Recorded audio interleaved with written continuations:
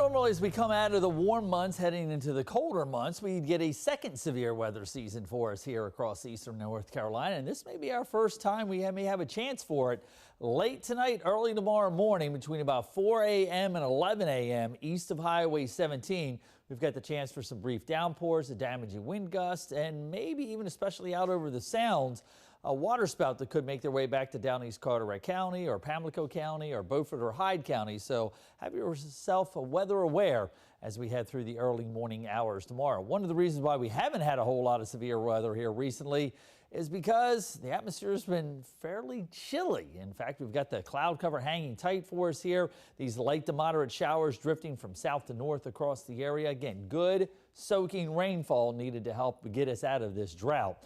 But not going to break it by any means, just put a little bit of a dent into it. Mid to upper 50s for our inland spots. We're low 60s along the coast where we are seeing a little bit of thinning of that cloud cover periodically, but don't expect to see a whole lot of sunshine.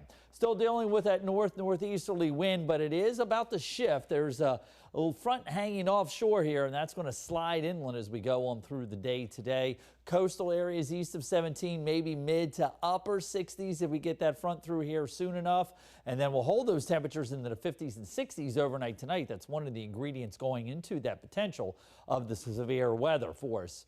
We do have an upper level low sitting and spinning back here across the Tennessee Valley. That's going to propel that front towards us. And you'll notice that we do have that wave of low pressure developing now off of the South Carolina. That rides up. It pulls that warm front across the area. And as it does, we do have that chance of that line of showers and storms in the early morning hours tomorrow. Then after that, drier air sweeps in. We're going to set us up with high pressure dominating our weather going into the upcoming weekend.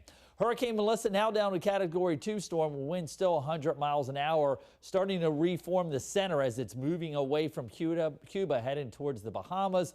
And this is going to make its way near Bermuda, just to the west of it, as a Category 2 hurricane. And then eventually by Monday, and go into the North Atlantic and dissipate. So like I say, we've got a nice stretch of weather coming our way. Some Thursday night football games tomorrow night. We should see the skies clear out by the end of that. And then great weather for Friday night football and Halloween.